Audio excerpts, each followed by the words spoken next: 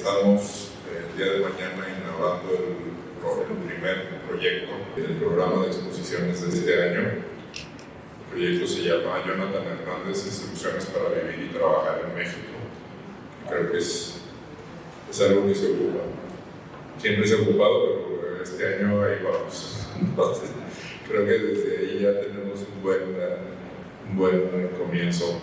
Exposición, en un momento posteriormente Jonathan les hablará sobre el curador, un formato que no hemos presentado anteriormente y que creo bastante inteligente. Igual y vamos a seguir. Nos vamos a apropiar del formato. Y también ahorita comentaba con Jonathan, la semana que entra abrimos una exposición de Arrieta, que creo que la combinación es interesante.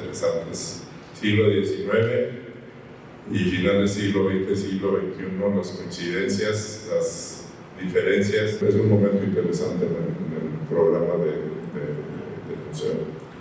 Es un proyecto que tenemos ya trabajando un par de años, 3 años, que creo que es el tiempo que nos tardamos en hacer las cosas.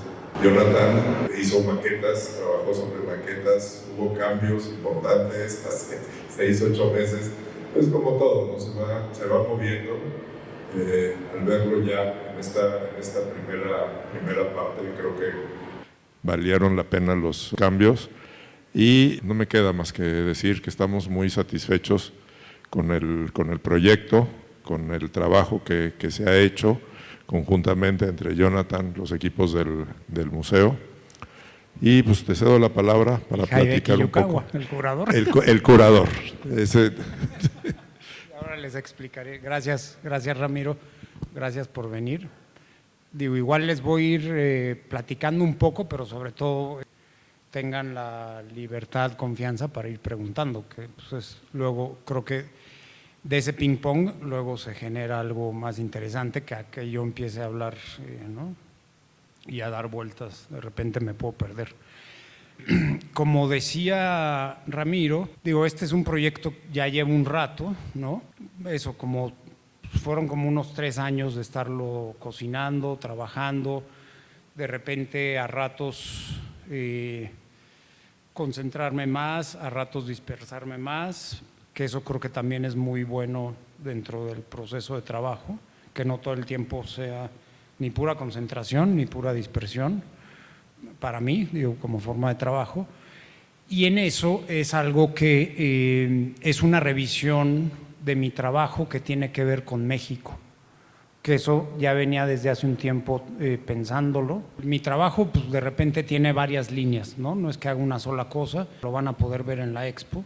En este proyecto me aboqué directamente en cosas que tuvieran que ver con México, y hay cosas estamos hablando de hace 30 años, 31 años. No quise que fuera una retrospectiva como tal, que obviamente tiene una revisión, un trabajo de revisión importante, considerable, pero lo que le decía a Guillermo, a Ramiro, es que soy disléxico y por ahí van a ver en una de las piezas dice dislexia. Le decía a Ramiro que hay una parte que para mí es muy importante de quitarle peso al trabajo, a este tipo de revisiones que implican tiempo y que luego se tiende a fijar, a establecer como algo casi eso, intocable, inamovible. En fin, digo, ya ahora con esta pequeña y dispersa introducción, ustedes ya me irán preguntando cosas, digamos, claves. El título de la exposición, digo, igual les voy a decir una obviedad, pero no está de más, viene de este librito de ensayos de Jorge Ibargüengoitia que se llama Instrucciones para Vivir en México, que son ensayos, pues como escribía Ibargüengoitia, con bastante agudeza, humor, sátira hacia, ¿no?, la realidad mexicana. Yo ahí, digamos, lo único que hice fue retomar y poner mi granito de arena. Mucho en mi trabajo tiene que ver con eso, con una forma de no es reciclaje la palabra, pero sí es como, ¿no?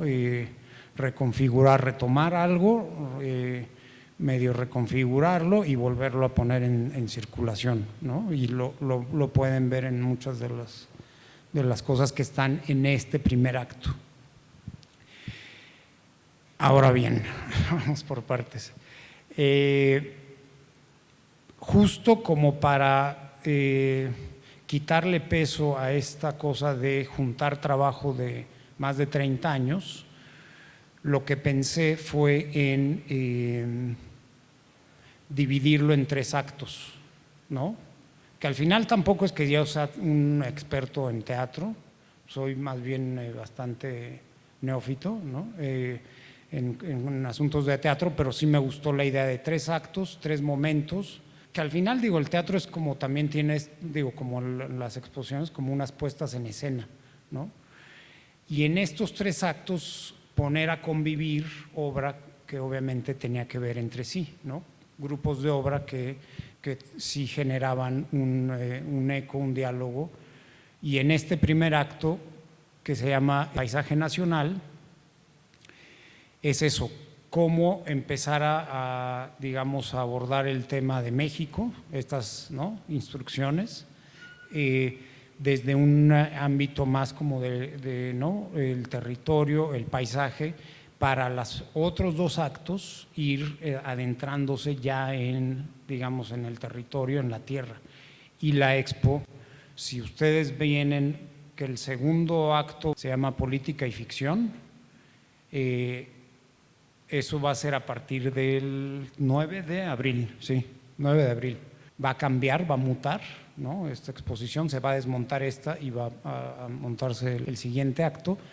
Van a poder ir viendo cómo, digamos, va tomando un sentido más crítico, más irónico todavía, va teniendo cierta más densidad la obra, ¿no? Siempre con, digamos, hay algo que a mí me importa mucho, que se me hace fundamental, no nada más en el arte, sino pues, en la vida en general, las formas en las que puede uno abordar, atravesar algo a través del humor, ¿no? Estas lecturas de México tienen mucho que ver con eso, con las paradojas, las contradicciones implícitas que ya por sí mismas pueden tener una carga implícita ¿no?, de humor. Muchas veces involuntario, pero humor, ¿no? Dentro de este humor y dentro de esta ironía, ahora viene el tema del curador, que el curador soy yo. Es como todo el misterio develado en tan poco. Yo desde hace un tiempo, y viene en el texto creo, ¿no?, en lo que tienen ustedes de comunicado de prensa, por ahí debe aparecer, he utilizado un seudónimo que es Hideki Yukawa para hacer otras exposiciones, otras curadurías, alguno que otro texto que he publicado con mi seudónimo. Y para mí fue, digamos, relevante, casi como algo sintomático de la realidad, y muy irónico, ¿no? Es una, digamos, al final es casi una parodia, que un curador extranjero cure la exposición de un curador mexicano.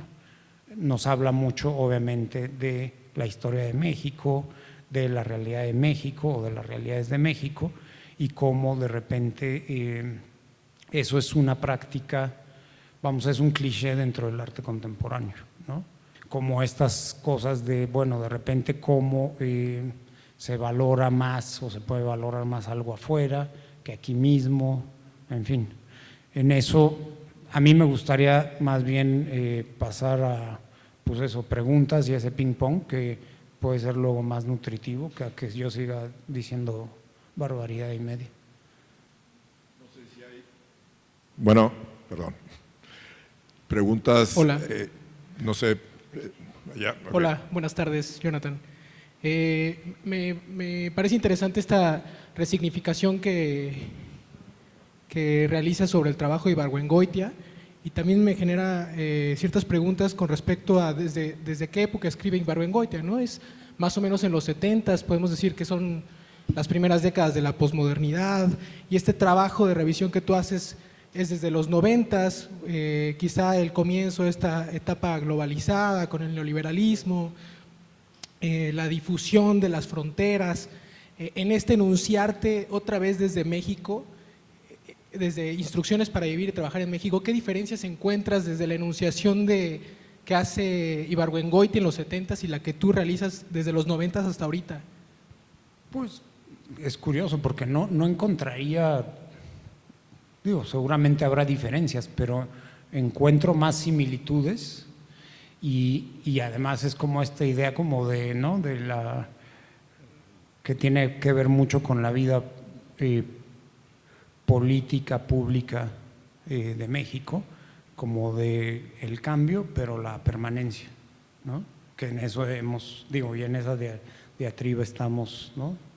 Ya desde hace un tiempo, cómo algo cambia, pero para permanecer.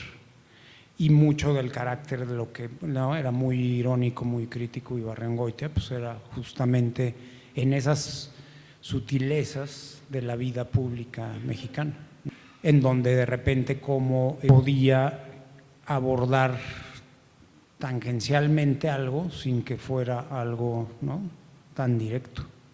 No sé si respondo tu pregunta. Sí, lo pienso sobre todo porque pues, también las dinámicas del capitalismo se agudizan, ¿no? Con esta cuestión de que al final no existen fronteras bajo las distintas dinámicas del capitalismo. Por eso me parecía interesante cómo podía leerse de forma distinta el México de los 70s, tal vez con el México de los 90s hasta el presente. Sí, o sea, hay algo que me interesa, un hilo conductor, pero al mismo tiempo disruptor, o sea, como una continuidad que no es continua, que es como, ¿no? Vamos, esta idea como de algo que para que permanezca tiene que cambiar, tiene que sobrevivir. Y eso creo que está muy implícito pues en no nada más de los 70s para acá, sino en la historia, ¿no?, de México. Vamos, desde la colonia, ¿no?, vamos desde antes, ¿no? En el retomar ¿no?, este título de Ibargüengoitia, obviamente hay un carácter que me interesa de eso, pero tampoco es que ni yo me considere un especialista, ¿no?, de Ibargüengoitia, pero sí lo que les decía, en este ir y venir, como en estas formas de apropiación, que hay varias referencias, ¿no?, a varias obras. Por ejemplo, van a ver una pieza que se llama Autorretrato, fechas, lugares, años, una línea de tiempo rota, digamos, no es cronológica, pero que para empezar esa obra es en referencia directa a una serie de retratos que hizo Félix González Torres, que eran obras, digamos, por encargo. Él hacía estos retratos con la gente que se los pedía y esta gente le daba como eso, lugares, fechas, personas, acontecimientos significativos en su vida y se ponía como, ¿no?, este ornamento arriba del muro. Lo único que yo hice fue retomar el formato, el modelo, ¿no?, y hacer mi propio autorretrato. Y en donde, por ejemplo, ahorita platicaba con Ramiro, ¿no?, antes de que empezáramos ahora, cómo al ver relaciones, fechas, lugares, la primera fecha es 1972, que es el año en que nací, de repente va uno viendo y reactivando la memoria a través de acontecimientos, de repente dos terremotos que ocurren el mismo día, pero con, ¿no?, 3 décadas o 2 décadas y algo de distancia, de repente devaluaciones del peso, ¿no? Vamos, cosas de la vida pública de México, pero también cosas muy personales que están ahí entremezcladas.